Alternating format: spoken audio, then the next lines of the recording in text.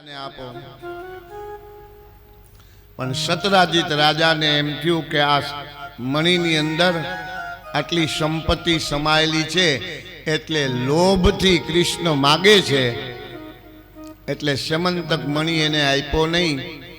પોતાના ભવનની અંદર આવીને સતરાજીત રાજાએ એક મોટું ભગવાન સૂર્યનારાયણનું મંદિર બનાવ્યું. બ્રાહ્મણો દ્વારા એ સ્યમંતક મણીને સૂર્ય મંદિરની અંદર પધરાયો અને રાજના વ્યવહારમાં પોતે રત થયો છે. એક દિવસે ઘટના એવી બની કે સતરાજીત રાજાનો નાનો ભાઈ પ્રસેન એ આ સ્યમંતક મણી પહેરી અને જંગલની અંદર વનની અંદર મૃગયા ખેલવાને માટે શિકાર કરવાને માટે નીકળો. રસ્તાની અંદર એકને સિંહ સામે મળ્યો અને સિંહની સામે આ પ્રસેને યુદ્ધ કર્યું. યુદ્ધની અંદર પ્રસેન રાજાનું મૃત્યુ થયું. એની પાસે રહેલો મણી એ સિંહે લઈ લીધો, પણ સિંહને ખબર નથી આ સ્યમંતક મણી શું છે, એની મહત્તા શું છે, એનું ઐશ્વર્ય શું છે. એ મણી લઈને સિંહ આગળ જાય ત્યાં રસ્તાની અંદર એક જાંબુવાન નામનું રીછ એની સામે આવ્યું અને એણે સિંહની સામે યુદ્ધ કરી અને સિંહનો નાશ કરી અને સ્યમંતક મણી જાંબુવાન નામના રીછે લઈ લીધું. આ મણી એને લઈ લીધો અને પોતાની ગુફાની અંદર જઈ એને કોઈ સ્યમંતક મણીની કિંમત નથી, કોઈ ચમકતી વસ્તુ છે એમ માની અને એની ગુફાની અંદર ઉપમાતા એનું એક બાળક હતું. એ પલનાની અંદર ઘોડિયાની અંદર સૂતું હતું અને ઘોડિયા ઉપર કોઈ રમકડું બાંધે ને એમ સ્યમંતક મણી એને બાંધી દીધો. સ્યમંતક મણીની એને ખબર નથી જાંબુવાન નામના રીછને. પણ ઘટના એવી બની કે આ બાજુ સતરાજીત રાજાએ એવી જાહેરાત કરી દીધી કે મારા સૂર્ય મંદિરની અંદરથી સ્યમંતક મણી ચોરાઈ ગયો. પણ એકવાર કૃષ્ણએ મારી પાસે યાદવોની વચ્ચે માંગ્યો તો એટલે મને પૂરો વિશ્વાસ છે કે મારો મણી કૃષ્ણ ચોરી ગયો છે. ભગવાનની માથે આડ આવ્યું. ભગવાન કૃષ્ણએ કીધું કે રામા અવતાર હોય તો સહન કરી લઉં, પણ આ તો કૃષ્ણ અવતાર છે. દૂધનું દૂધ અને પાણીનું પાણી હું કર્યા વગર રહું નહીં. હું કૃષ્ણ, હું યોગેશ્વર, હું કરું છું, નથી કરતો ને બધું કરવાને માટે સમર્થ છું. આ સ્યમંતક મણી હવે હું ગોતવા જઈશ. કર્ણોપકર્ણ એક કાનેથી બીજા કાને અને ખોટી વાત એનો પ્રચાર અને પ્રસાર જલ્દી થઈ જાય. કોકનો ખોટો પ્રચાર કરવો હોય ને એ એક ખટપટિયા માણસને કહી આવો ને એટલે આખા ગામમાં ખબર પડી જાય. અમુક માણસ ઉપર આપણને પૂર્ણ વિશ્વાસ હોય કે આને કહી દો એટલે બધાને કહેવાની જરૂર નહીં પડે. એ આખા ગામમાં વાત ફેલાવી દેશે. એનું કાર્ય જ હોય. કોઈની ખોટી વાત જલ્દીથી કોઈને પાછા ખોટી વાત કરીને શું કે ખબર, આ તો કાનને દોષ છે, આ તો કાનને દોષ છે એમ કરીને આખા ગામમાં કોકની ખોટી વાત ઉડાડવી હોય તો દુર્જન માણસો આવું કાર્ય કરે છે. એમ કર્ણોપકર્ણ ભગવાનના કાન સુધી વાત આવી કે આ તો સ્યમંતક મણીની ચોરી એ મારી માથે એનું વાળાયું છે. સતરાજીત રાજા મને ચોર ગણે છે, પણ હું યોગેશ્વર કૃષ્ણ. ભગવાન કૃષ્ણ પરમાત્મા કેટલાક યાદવોને સાથે લઈ અને મણીની શોધ કરવા માટે જંગલની અંદર નીકળ્યા. રસ્તાની અંદર નાશ પામેલો પ્રસેન રાજાનો દેહ મળ્યો. એના વસ્ત્ર તપાસવામાં આવ્યા પણ સ્યમંતક મણી મળ્યો નહીં. પણ ત્યાં એણે સિંહના પગલા જોયા. સિંહના પગલે પગલે ભગવાન આગળ યાદવોની સાથે ત્યાં રસ્તાની અંદર સિંહને મૃત્યુ પામેલો જોયો. એની પાસે પણ સ્યમંતક મણી મળ્યો નહીં. ત્યાંથી રીંછના પગલા જોયા. રીંછના પગલે પગલે ભગવાન જ્યાં આગળ જાય ત્યાં એક મોટી ગુફા આવી. જાંબુવાનની ગુફા હતી. ગુફાની બહાર બધા યાદવોને ઊભા રાખ્યા. અજાણી ગુફા છે, તમે બહાર ઊભા રહ્યો, હું એકલો એની અંદર પ્રવેશ કરું છું. ભગવાન કૃષ્ણ પરમાત્માએ જાંબુવાનની ગુફાની અંદર પ્રવેશ કર્યો. પણ જાંબુવાનની ગુફાની અંદર એક દિવ્ય પલનું ઘોડિયું હતું અને ઘોડિયા ઉપર આ સ્યમંતક મણીને રમકડાની જેમ બાંધેલો જોયો. અને ભગવાનજી સ્યમંતક મણી લેવા જાય ત્યાં ઉપમાતાએ કોઈ દી ન જોયો હોય એવા પુરુષને જોયો એટલે મોટા અવાજની સાથે એ ચિલ્લાવા લાગી. અને એનો અવાજ સાંભળતાની સાથે જાંબુવાન અનંત પરાક્રમી હાથની અંદર અસ્ત્ર શસ્ત્ર લઈ અને ભગવાનની સામે યુદ્ધ કરવા લાગ્યો. ભગવાને પણ એની યુદ્ધની કામના પૂર્ણ કરવાને માટે જાંબુવાનની સાથે ભગવાને પણ યુદ્ધ કર્યું. પણ આ બાજુ ગુફાની બહાર ઉભેલા યાદવો હતા. એણે 10 દિવસ સુધી પ્રભુની રાહ જોઈ અને પછી યાદવોને ખબર નથી કે આ કૃષ્ણનું ઐશ્વર્ય શું છે. એટલે 10 દિવસ પછી એણે નક્કી કરી લીધું કે હવે કૃષ્ણનો નાશ થયો હોય. 10 દિવસ સુધી પણ ગુફાની બહાર કૃષ્ણ આવ્યા નહીં. એટલે હવે રાહ જોવી નકામી એમ કરીને દ્વારિકાની અંદર આવીને વસુદેવજીને સમાચાર આપ્યા કે વસુદેવજી, એક ગુફાની અંદર કૃષ્ણએ પ્રવેશ કર્યો, પણ 10 દિવસ સુધી અમે એની રાહ જોઈ, કૃષ્ણ પ્રાપ્ત નો થયા, બહાર નો નીકળ્યા. વસુદેવજી પોતાના પુત્રની પ્રાપ્તિને માટે નારદજીની પાસે જઈને પૂછ્યું કે મહારાજ, એવો કોઈ રસ્તો બતાવો કે મારો દીકરો કૃષ્ણ મને પ્રાપ્ત થાય. નારદ મુનિએ કીધું કે તમે માં દુર્ગા, તમારા કુળદેવી માં અંબા, એના માટે સતચંડી યજ્ઞ કરો. નારદજીએ કુળદેવીના રૂપમાં તમે સતચંડી, કળ વગર બળ નહીં, કુળદેવી જે આપણું કાર્ય કરે ને, આપણે 12 મહિને એના નિવેદ કરતા હોય, સવાર સાંજ એના દીવાબત્તી થતા હોય અને આપણા કુળની જે પરંપરામાં જે રક્ષા કરતા હોય એને કુળદેવી કહેવાય. એ કુળદેવી એની પ્રસન્નતા તમારી ઉપર થાય તો વસુદેવજી, તમારો દીકરો તમને પાછો મળે. આવું નારદજીએ સતચંડી યજ્ઞ કરવાનું કીધું. બ્રાહ્મણોને બોલાવ્યા, પંડિતોને બોલાવ્યા, વિદ્વજ્જનોને બોલાવી અને વસુદેવજીએ સતચંડી નામનો યજ્ઞ કર્યો. આ બાજુ જાંબુવાનની સાથે ભગવાન યુદ્ધ કરે છે. પણ યુદ્ધ કરતા કરતા દિવસો વીતી ગયા 27. જાંબુવાને થાકતો નથી અને ભગવાને યુદ્ધથી વિરક્ત થતા નથી. ત્યારે જાંબુવાનને એક વિચાર આવ્યો કે મારી સામે યુદ્ધમાં આટલા દિવસો કોઈ ટકી શકે એવો યોદ્ધા જગતમાં થયો નથી. નક્કી મારા ઈષ્ટદેવા રામ હોવા જોઈએ. એણે શસ્ત્ર મૂકી અને ભગવાનને પૂછ્યું, કૃષ્ણને, કે તમે મારા ઈષ્ટદેવ રામ તો નથી ને?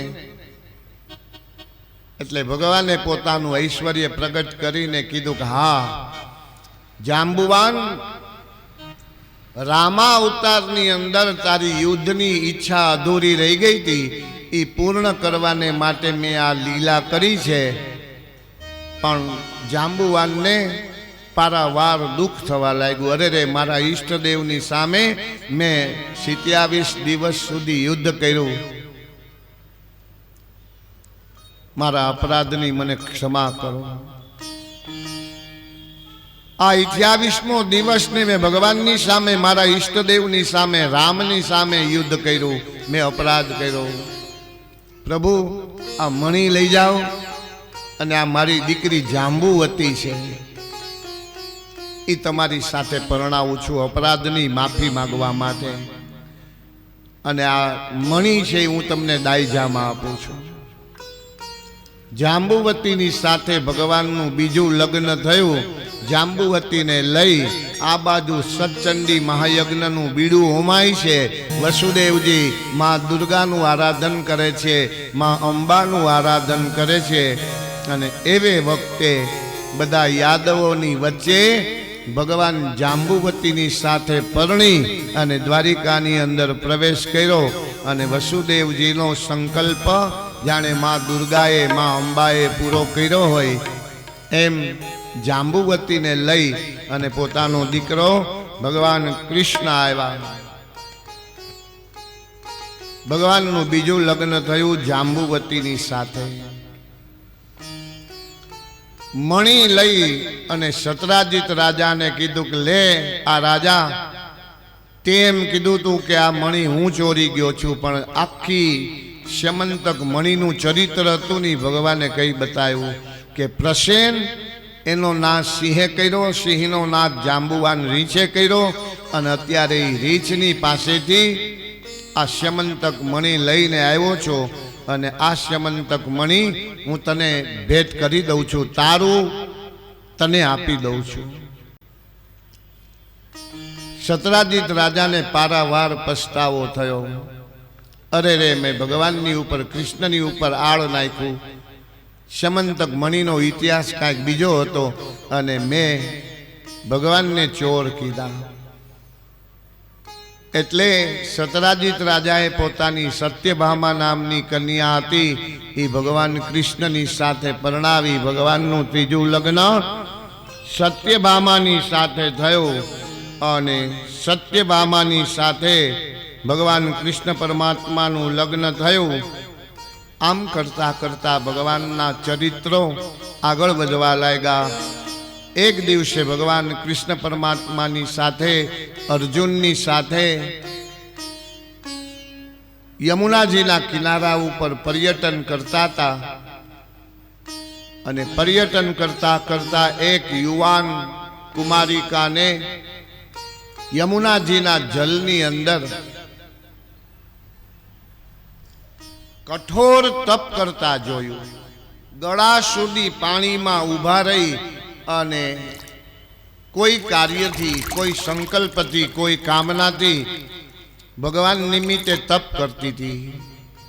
ભગવાન કૃષ્ણ ને અર્જુન ત્યાં કિનારા ઉપર પર્યટન કરતા હતા. એણે અર્જુનને આજ્ઞા કરી કે અર્જુન તમે જાઓ, આ કન્યા કોના નિમિત્તે તપ કરે છે.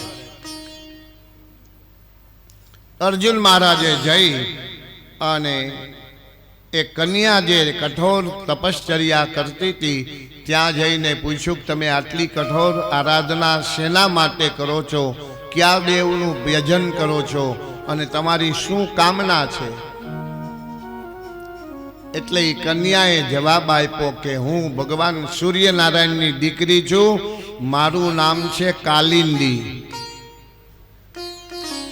મન, વચન અને કર્મથી મને કૃષ્ણ પતિના રૂપમાં પ્રાપ્ત થાય, એટલા માટે હું નારાયણનું તપ કરું છું. અને આ તપ કરતા કરતા જો ભગવાન મારો સંકલ્પ પૂરો કરે તો ભલે, નહીતર આ દેહમાંથી પ્રાણ કાઢી નાખીશ. ત્યાં સુધીનું મારું આરાધન કરવાની તૈયારી છે.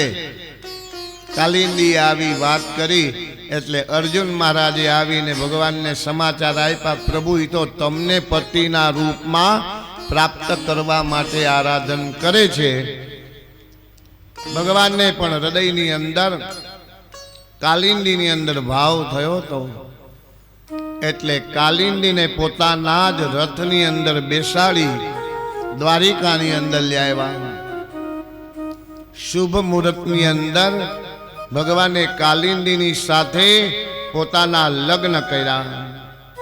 ત્યારબાદ બિંદ અને અનુબિંદ એ બે ઉજ્જૈન નગરીના રાજા હતા, પણ દુર્યોધનના વશવર્તી હતા, આજ્ઞાકારી હતા.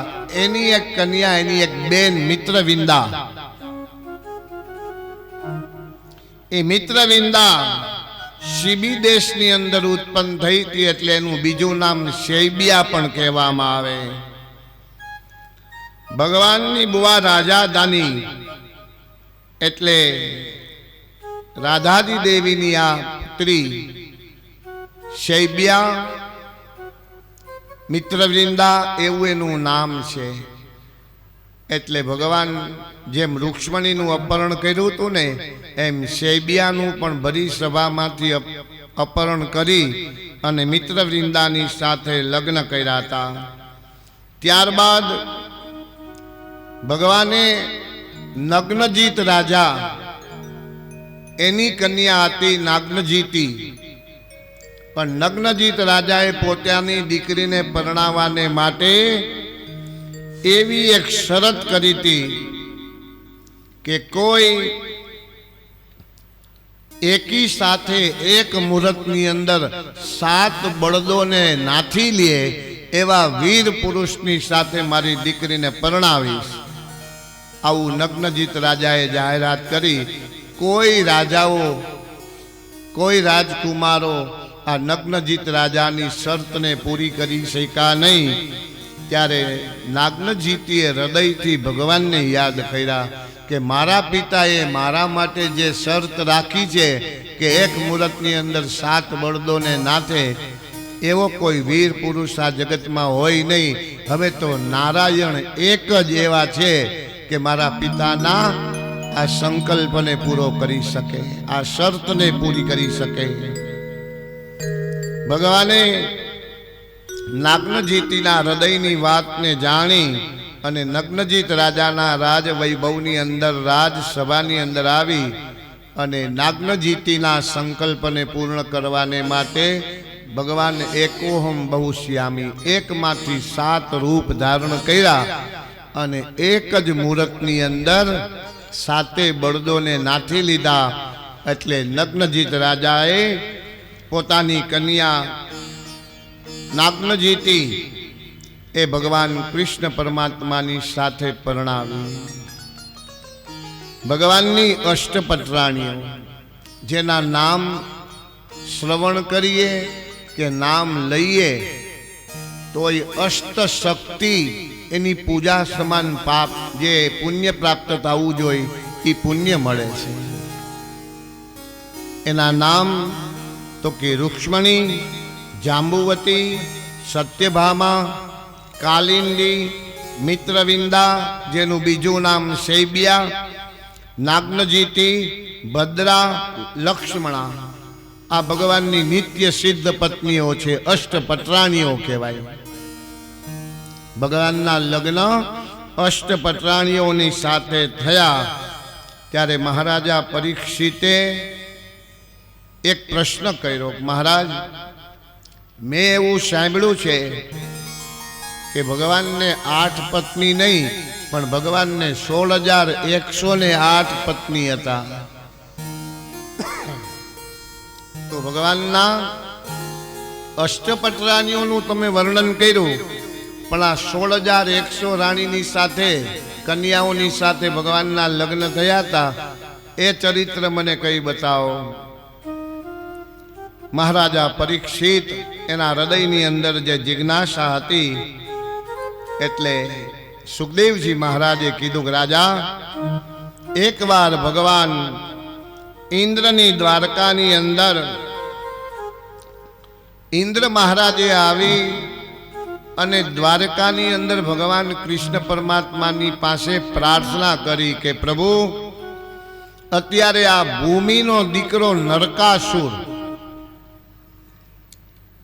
એનો આ પૃથ્વી ઉપર અધર્મ, અનીતિ ને અત્યાચાર વધી ગયા છે અને એનાથી દેવતાઓ પણ સુર, અસુર, ગંધર્વ અને રાજાઓની કન્યાઓનું અપહરણ કરી કરીને બંદીવાન બનાવે છે. એટલું જ નહીં, વરુણ ભગવાનનું છત્ર એણે લઈ લીધું છે, અદિતિના કુંડલ અને દેવતાઓનું ક્રીડા સ્થાન મણિ પર્વત એ પણ લેવા માટે તૈયાર થયો છે. તો અને અત્યારે મારો ઐરાવત લેવા માટે તૈયાર થયો છે. માટે કૃપા કરી અને ભગવાન આ ભૌમાસુરથી અમારી રક્ષા કરો.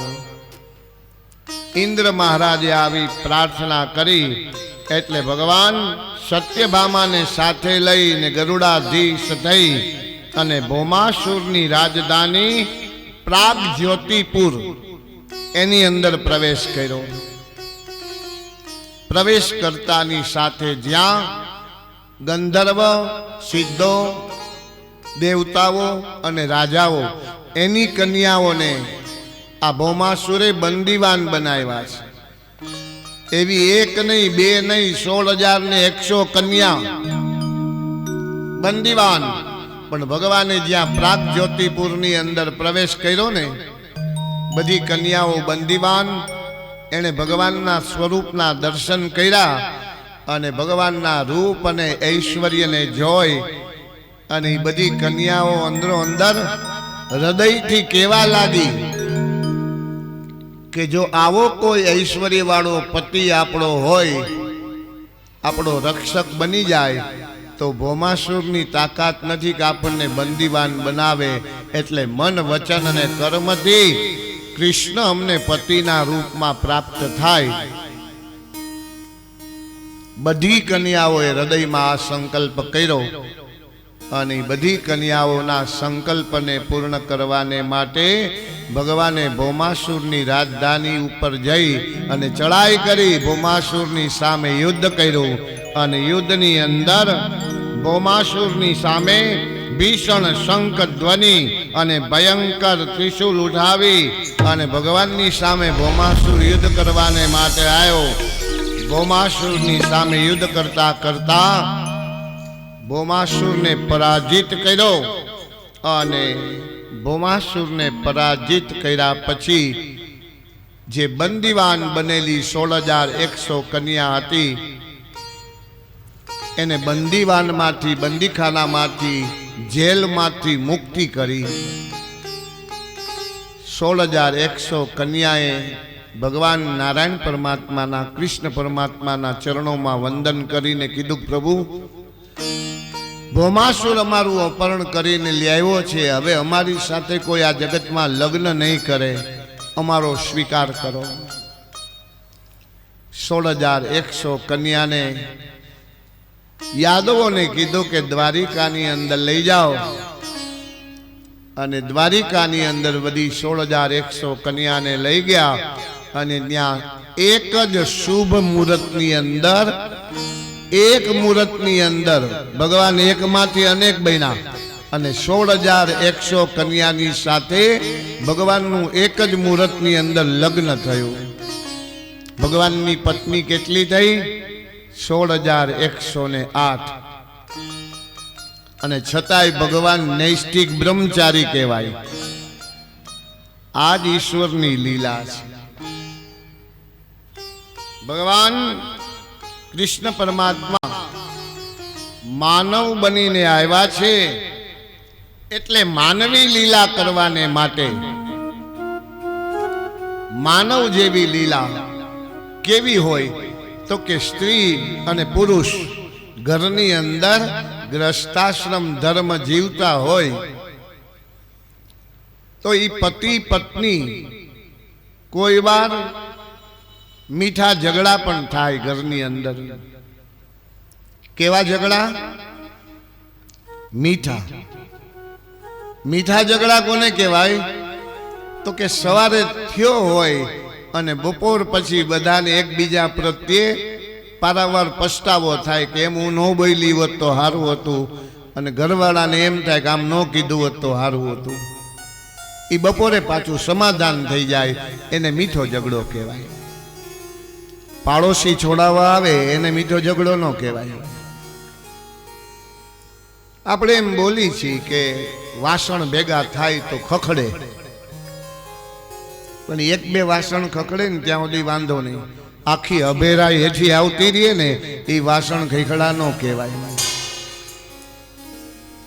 ભગવાન હાસ પરિહાસ, ગ્રહસ્થ જીવન, દાંપત્ય જીવન એનો એક લાવો લેવાને માટે ભગવાને એક દિવસ દિવ્ય સૈયા ઉપર પોઢેલા છે.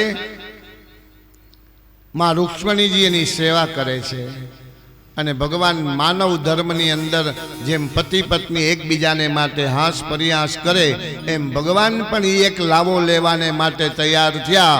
અને રૂક્ષ્મણીજી જ્યાં હાથમાં વીંજણો લઈ અને ભગવાનને પવન ઢોળે છે એવી વખતે ભગવાને શરૂઆત કરી કે રૂક્ષ્મણીજી, તમે તમારા લગ્નને માટે બહુ ઉતાવળું પગલું લીધું હોય એવું નથી લાગતું? શિશુપાલ જેવો ચક્રવર્તી રાજા વરરાજો થઈને તમને પરણવાને માટે આવ્યો હતો, એને છોડી અને છાણવાસીદા કરતા જેના માતા પિતાના ઠેકાણા નથી, રાજ સિંહાસનનો અધિકાર નથી, ગોપીઓના માખણ ચોરીને મોટા થયા, યશોદાનો માર ખાઈને જે મોટા થયા, એવા તમે મને પસંદ કર્યા. તમે બહુ ઉતાવળો નિર્ણય લઈ લીધો છે દેવી. શિશુપાલને છોડીને તમે મારી સાથે લગ્ન કર્યું. આવી હાસી મસ્કરી કરવા હાસ પરિહાસ કહેવામાં આવે ને. એટલું કર્યું ને ત્યાં તો રૂક્ષ્મણીજીને એમ થયું મારી સેવામાં શું ખામી આવી હશે, પણ ભગવાનની આ હાસી રૂક્ષ્મણીજી સહન ન કરી શક્યા. હાથમાં વીંજણો હતો ને પડી ગયો અને મૂર્છા આવી ગઈ રૂક્ષ્મણીજીને. અને જે વીંજણો રૂક્ષ્મણીજીના હાથમાં હતો ને એ વીંજણો ભગવાને હાથમાં લઈ લીધો ને એ પવન ઢોળવા લાગ્યા. અરે રે દેવી, આ તો હાસ પરિહાસ કરતો તો ગ્રસ્તાશ્રમ ધર્મનો એક લીલા, ગ્રસ્તાશ્રમ ધર્મનો એક લાવો લેતો હતો.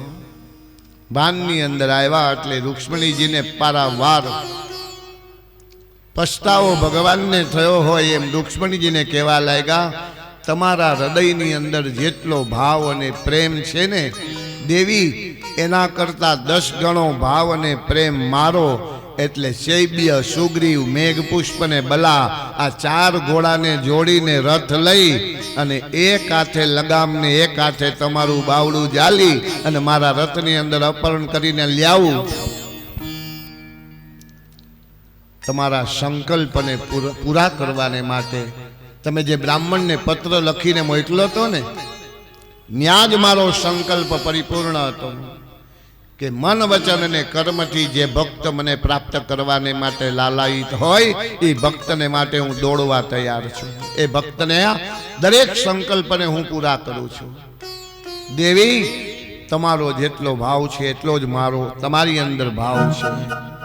એક હાસ પરિહાસ કરતો તો એ લાવો ગ્રસ્ત જીવનની એક લીલા એ હું કરવા માટે ગયો. પણ રૂક્ષ્મણીજીએ કીધું પ્રભુ આ એકવાર ભલે, પણ હવે આવી હાસ પરિહાસ પણ ન કરતા. તમારા વિરહની વેદનાને અમે વધારે વાર સહન નહીં કરી શકી. કારણ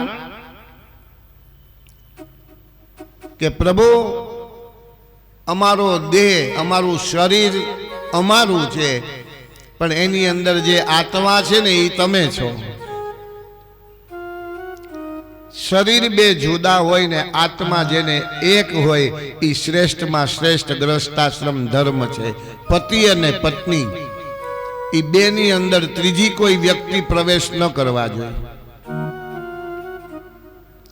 ગમે એટલું મીઠું બોલે ને ગમે એટલી ખટપટ આપણા ઘરની અંદર કરે, પણ હું તમારા ભાઈને પૂછીને પછી તમને કહીશ એટલો એક શબ્દ પત્ની શીખી જાય.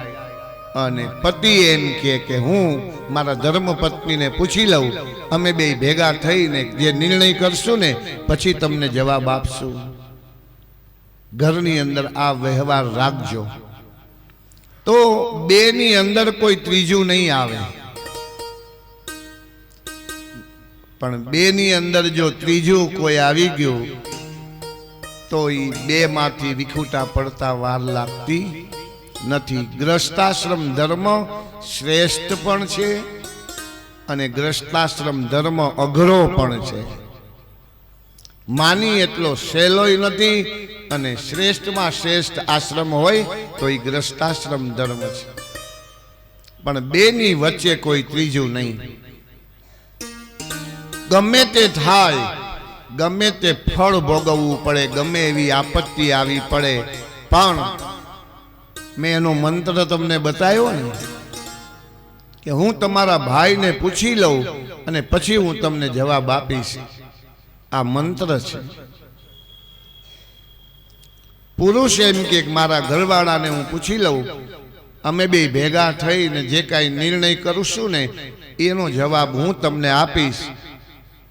તો એની અંદર કોઈ ત્રીજી વ્યક્તિ પ્રવેશ નહીં કરી શકે, અને કરવા આવે ને તો એને એમ થાય કે આમાં પૈડા જેવું નથી, આમાં આપણી કારી ફાવે એમ નથી. પણ તમે એને સ્વાગત કરી અને વચમાં લ્યાવો. હું નથી કાંઈ કહેતી, પણ તમે કહી દેજો, હું નહીં બોલી શકું એમ કરીને કોકની પાસે પોતાના પતિને ગગલાવાની વાત કરે. હું નહીં કહી શકું, પણ તમે કહી દેજો ને. હું કહીશ તો પાછો મારી સાથે કજિયો કરશે, ક્લેશ કરશે, અમારા ઘરમાં ઉપદ્રવ થશે. પણ હું ન હોઉં ને ત્યારે તમે કહી દેજો. આવો તમે સાથ અને સહકાર આપો, એને તમે આમંત્રણ આપો. પછી તમારા દાંપત્યની અંદર જે મંગલતા અને મધુરતા હોય ને એ વહી જાય. વચમાં કોઈ હોવી જ ન જોઈએ. સુખદેવજી મહારાજ રાજા પરીક્ષિતને વર્ણન કરે છે કે રાજા, રુક્ષ્મણીજીએ ભગવાનને ના પાડી, પ્રભુ આવો કોઈ દિવસ તમે પરિહાસ પણ કરતા નહીં. ભગવાન કૃષ્ણએ રુક્ષ્મણીજીને સાંત્વના આપી અને આગળ ભગવાનની અષ્ટપત્રાણીઓ એના વંશનું વર્ણન કહેવામાં આવ્યું. ભગવાનની 8 પત્રાણીઓ, એમાં 10 પુત્રાના દેહી એવું વેદાંત વાક્ય છે કે એક પત્નીની અંદર 10 દીકરાઓ. એ વચન પ્રમાણે ભગવાને એક એક પત્નીની અંદર 10 દીકરાઓના જન્મ થયા. રુક્ષ્મણીને ત્યાં પ્રદ્યુમ્ન, ચારુદેષ્ણ આદિ 10 દીકરાઓ થયા. જાંબુવતી નામની પત્નીની અંદર શાંબ, સુમિત્ર આદિ 10 દીકરાઓ થયા. સત્યભામા નામની પત્ની હતી, એમાં ભાનુ, સુભાનુ આદિ 10 દીકરાઓ થયા. કાલિંદી નામની પત્નીની અંદર શ્રુત, કવિ આદિ 10 દીકરાઓ થયા. મિત્રવિંદા નામની પત્નીની અંદર વ્રક અને હર્ષ આદિ 10 દીકરાઓ થયા. નાગ્નજીતી, જેનું નામ બીજું શૈબ્યા હતું, એને ત્યાં વીર, ચંદ્ર આદિ નામે 10 દીકરાઓ ઉત્પન્ન થયા. અને ભદ્રાશ્વ, સંગ્રામજીત, બૃહસ્સેન આદિ 10 દીકરાઓ થયા. અને લક્ષ્મણા નામની પત્નીની અંદર પ્રઘોષ, ગાત્રવાન આદિ 10 દીકરાઓ થયા. અને ભગવાન 10 પુત્રાના દેહી એ વેદાંત વચનને સત્ય કરતા ભગવાનનો પરિવાર, યાદવ કુળ, એનો પરિવાર ભૈરવ પૂરો થઈ ગયો. 10 પુત્રાના દેહી 10 દીકરાઓનો જન્મ થયો. એક એક રાણીની અંદર આવી અષ્ટપત્રાણીઓના વંશનું વર્ણન મેં તમને કઈ બતાવ્યું. પણ ભગવાનને પત્ની કેટલી? 16,108. અને બધી પત્નીઓની અંદર ભગવાનને ત્યાં 10 દીકરાઓ થયા છે. એટલે એનો હિસાબ છે ને એ બપોરે ફરાળ કરીને ઘરે જઈને કરજો. કૃષ્ણ કનૈયા લાલ કી જય. ભગવાન નારાયણ પરમાત્મા સુખદેવજી મહારાજ રાજા પરીક્ષિતને વર્ણન કરે છે કે રાજા, ભગવાન કૃષ્ણ પરમાત્માના અદ્ભુત ચરિત્રની અંદર ભગવાનને ત્યાં આટલા સંતાનો, માં યશોદા અને રોહિણી, બાલ્યાવસ્થાની અંદર ભગવાન કૃષ્ણ પરમાત્માને માટે જે પ્રેમ કર્યો છે, અત્યારે ભગવાનના લગ્ન પણ થઈ ગયા અને ભગવાનને ત્યાં સંતાનો પણ થયા છે. પણ રોહિણી અને યશોદા, એના હૃદયની અંદર ભાવ તો પુત્રનો જ હંમેશને માટે રહ્યો છે. અને માં યશોદા એના માટે તો હજી કનૈયો છે, એના માટે તો હજી ભગવાન કૃષ્ણ બાલ સ્વરૂપ જ છે. મને લાગે છે વાલો યશોદાનો લાલો, માધવ મતવાલો મતવાલો. કારણ કે માં યશોદાના ભાવ અને યશોદાનો પ્રેમ કેવો હતો. એકવાર ભગવાન નાનપણની અંદર પલનાની અંદર સૂતા હતા પ્રભુ, અને માં યશોદાએ એની સામે જોયું. એટલે ભગવાન કૃષ્ણ પરમાત્માનું વર્ણ ઘન ઇવ શ્યામ, ભગવાન શ્યામ સુંદર છે. તો દરેક માને એવી ઈચ્છા હોય કે મારો દીકરો રૂપાળો થાય, મારો દીકરો રૂપાળો હોય. ભગવાન કૃષ્ણ પરમાત્માને માટે પણ મા યશોદાને એવો ભાવ થયો. કારણ કે માનો ભાવ એવો હોય, પોતાના દીકરાને માટે દૂધની અંદર કેસર નાખી અને એને કેસર વાળું દૂધ પાય એટલે મારા દીકરાનો વાન ઉજળો થાય. આવું માં હૃદયનો ભાવ વ્યક્ત કરતી હોય છે. કારણ બાકી તો દીકરા પોતાના હોય ને ઈ જ આપણને રૂપાળા લાગે. હો, કોકના સંતાનો આપણને રૂપાળા ન લાગે. આપણા દીકરા આપણને રૂપાળા લાગે, કારણ કે એ આપણું સંતાન છે, આપણું લોહી છે. એટલા માટે એક નાનકડી વાત, એક રાજાને નાનકડા બાળક રમાડવાની ઈચ્છા થઈ અને કીધું કે આજે એક બાળક મારે રમાડવું છે. અને ગામમાંથી કોઈ સુંદર મજાનું સુંદર રૂપાળું બાળક હોય ને એના પ્રધાનને આજ્ઞા કરી લઈ આવો એને. એનો પ્રધાન સીડી હતો, અને સીડી કેવા રૂપાળા હોય એ તો તમે બધાએ જોયા હશે. આખા ગામની અંદર પર્યટન કર્યા વગર સીધે સીધો પોતાની ઘરે ગયો, અને પોતાનો નાનકડો દીકરો હતો ને ખાલી દાંત જ દેખાય, બાકી આખો વાન કાળો. એ પોતાના નાનકડા દીકરાને વાકડિયા વાળ વાળો નાનકડો દીકરો લઈ અને રાજાની પાસે મૂક્યો. લ્યો મહારાજ, તમે કીધું તું એ પ્રમાણે રૂપાળામાં રૂપાળો આ દીકરો. રાજા ખડખડાટ હસવા લાગ્યા. પ્રધાન, મેં તમને રૂપાળો બાળક લાવવાનું કીધું તું, તમે આ બાળક રૂપાળું કયો છો? એ પ્રધાને એને જવાબ આપ્યો, હા મહારાજ, મને તો આના સિવાય આખા જગતમાં બીજો કોઈનો દીકરો રૂપાળો ન લાગ્યો.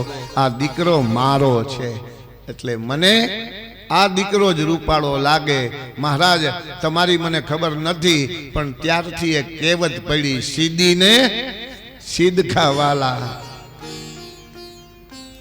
પોતાનું સંતાન પોતાને રૂપાળું લાગે. માં યશોદાને પણ એવો ભાવ થયો કે મારો કનૈયો જલ્દીથી રૂપાળો થાય.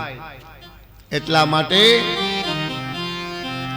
માં યશોદા કનૈયાને રૂપાળો કરવાને માટે જે એની સેવા કરી છે, જેને પુષ્ટિ સંપ્રદાયની અંદર માનસી સેવા કહેવામાં આવે છે. એ માનસી સેવા કેવી હોય? યમુના જળમાં કેસર ગોળી સ્નાન કરાવું શામળા. યમુના જળમાં કેસર ગોળી સ્નાન કરાવું શામળા. યમુના જળમાં કેસર ગોળી સ્નાન કરાવું શામળા. યમુના જળમાં કેસર ગોળી સ્નાન કરાવું શામળા.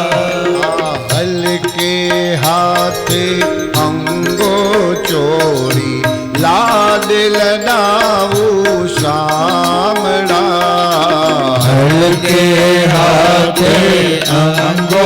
છોડી લાડ લડાવું શામળા હલકે હાથે અંગો ચોરી લાડ લડાવું શામળા હલવે હાથે અંગો છોડી લાડ લડાવું શામળા કુમકુમ કેરું તિલક સજાવું નિકમ તારા ભાલમાં કુમકુમ કેરું તિલક સજાવો નિકમ તારા ભાલમાં અંગોલુછી આપું વસ્ત્ર પીળું પિતાંબર પ્યારમાં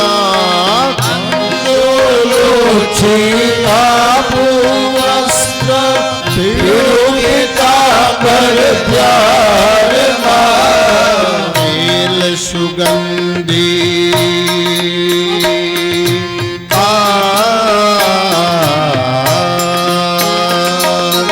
તેલ સુગંધી નાખી આપું વાકડિયા તુજ વાળમાં તેલ સુગંધી નાખી આપું વાગડિયા દુધવાળમાં આ તેલ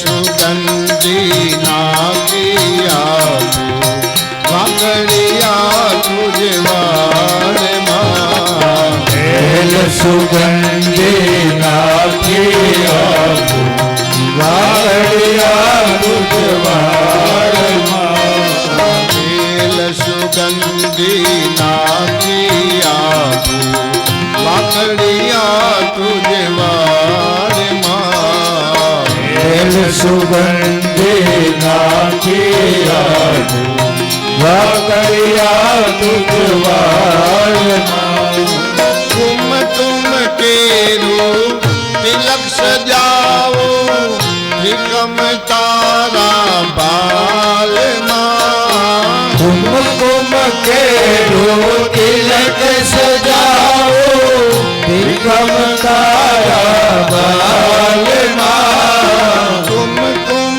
કેરું તિલક સજાવું ત્રિકમ તારા બાલમાં કુમકુમ કેરું તિલક સજાવો નિકમ તારા બાલમાં નજર ન લાગે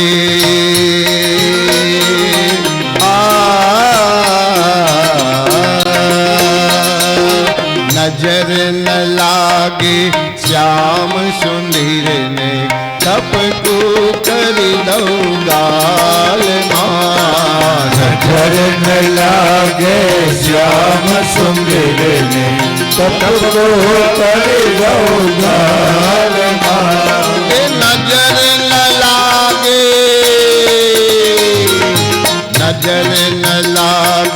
શ્યામ સુંદર ને ટપકું કરી દઉં ગાલમાં નજર ન લાગે શ્યામ સુંદરને તપકો કરી દઉં ગાલમાં મોર મુગુટ માથે પહેરાવો જય હો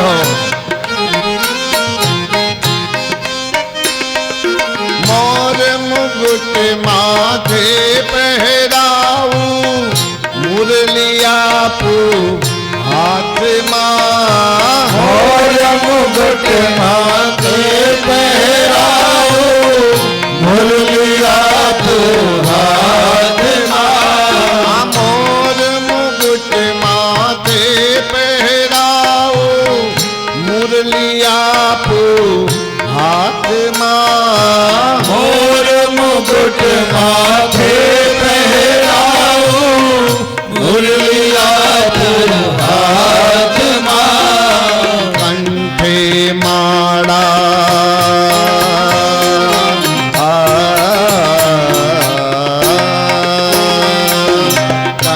कंठे माला काने कुंडल चोरे चितरू चाल कंठे माला काने कुंडल चोरे चितरू चाल कंठे माला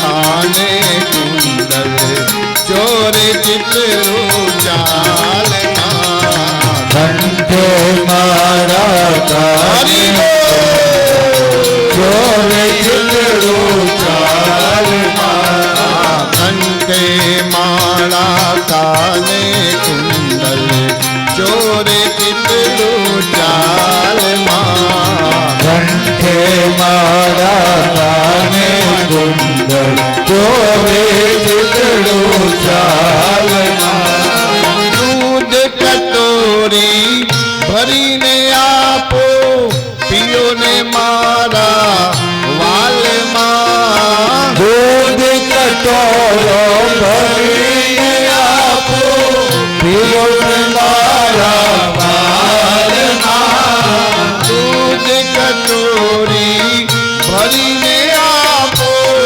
पियो ने मारा वाल दूध कटोरो भरीने आपो पियो ने मारा वाल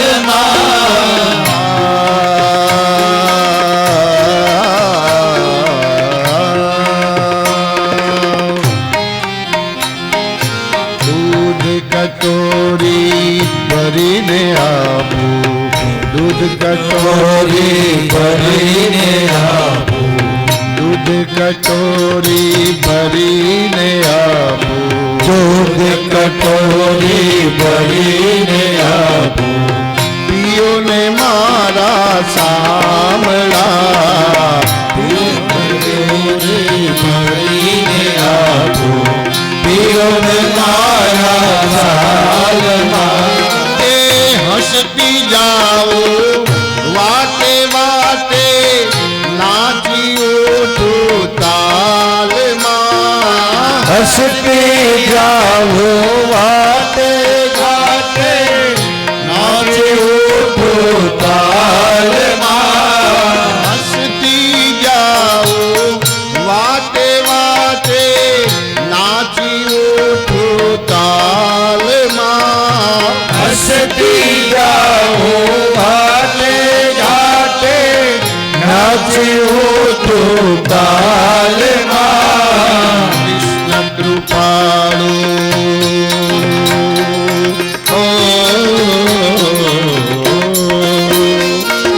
कृष्ण कृपालु निरखी शोभा वारे जाओ तारा वाल कृष्ण कृपालो निरखी शोभा वारी जाओ तारा वाल कृष्ण कृपालु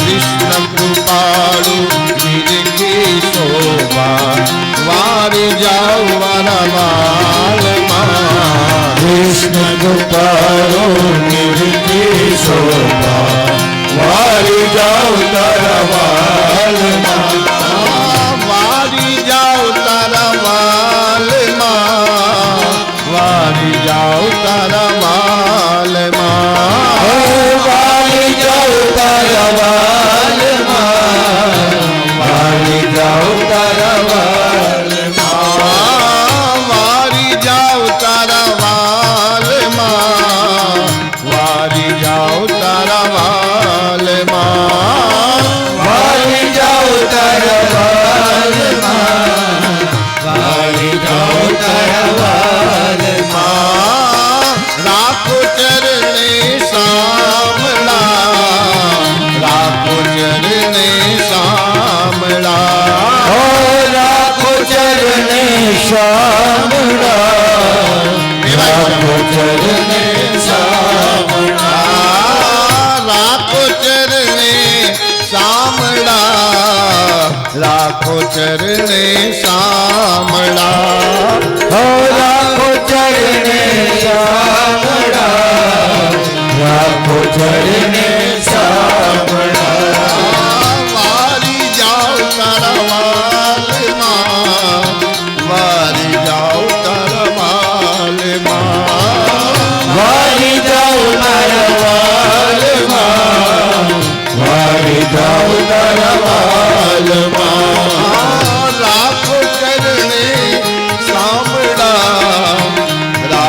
ચરણે સાંભળા રાખો ચરણે સાંભળા રાખો ચરણે સાંભળા રાખો ચરણે સાંભળા રાખો ચરણે સાંભળા હો રાખો ચરણે સાંભળા રાખો ચરણે સાંભળા વારી જાઓ તારા વાલમાં વારી જાઓ તારા વાલમાં વારી જાઉ તારા વાલમાં વારી જાઉ તારા વાલમાં રાખો ચરણે સાંભળા રાખો ચરણે સાંભળા રાખો ચરણે સાંભળા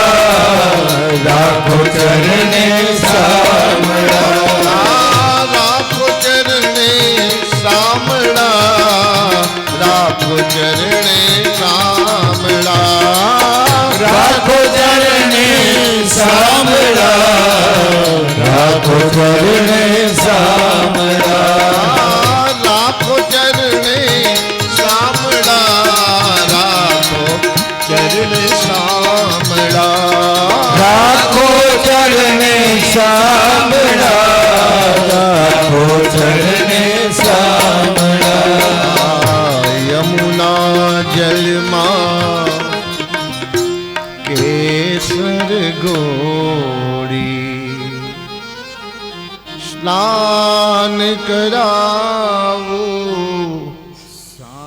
સાંભળા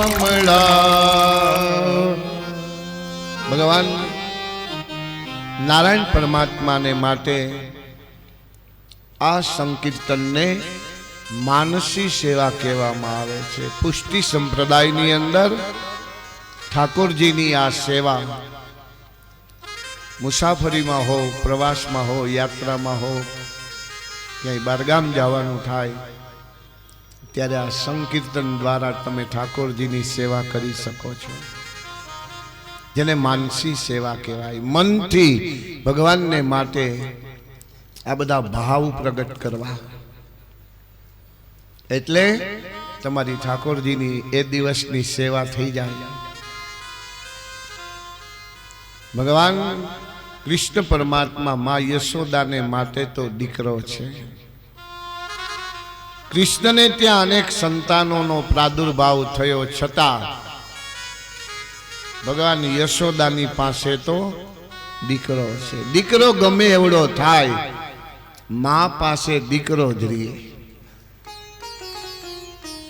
એ કલેક્ટર થાય તોય ભલે, ડીએસપી થાય તોય ભલે, ને સીએ થાય તોય ભલે, આખી ઓફિસની અંદર જાય ને બધા એને સેલ્યુટ કરતા હોય, સલામી આપતા હોય, એને અભિવાદન કરતા હોય, એનું સન્માન કરતા હોય, એની મર્યાદાનું પાલન કરતા હોય, બધા સાહેબ કહીને બોલાવતા હોય. એ બધા સાહેબ જો ન કહે તો ન ગમે, પણ ઘરે આવ્યા પછી એની માં જો એને સાહેબ કહે ને તો એને કડવું ઝેર જેવું લાગે.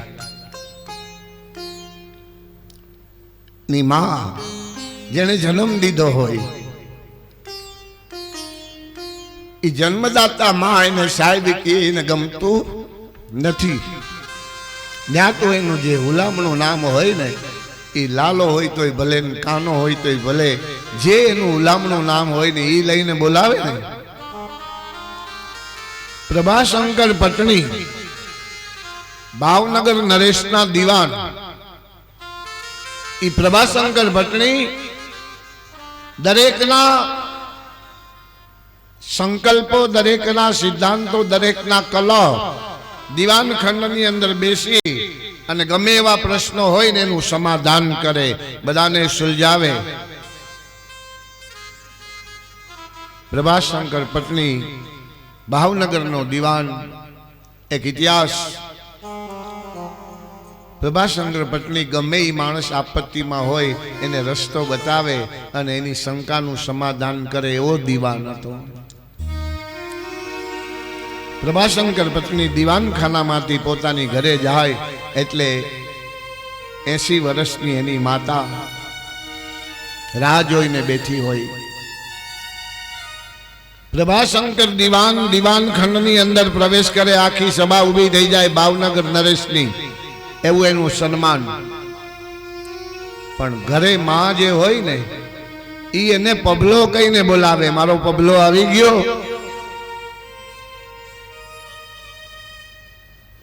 ઈ દીવાન બધાને આશ્વાસન આપી અને રસ્તો બતાવે, પણ ઈ દીવાન પ્રભાશંકર પટણીની માં મોટી ઉંમરે મૃત્યુ પામી ત્યારે પ્રભાશંકર પટણી છાના નથી રહેતા. બધા એને સમજાવવાનો પ્રયત્ન કરે, તમે બધાને આશ્વાસન આપી અને બધાની શંકાનું સમાધાન કરો, આજે તમને અમારે સમજાવવા પડે.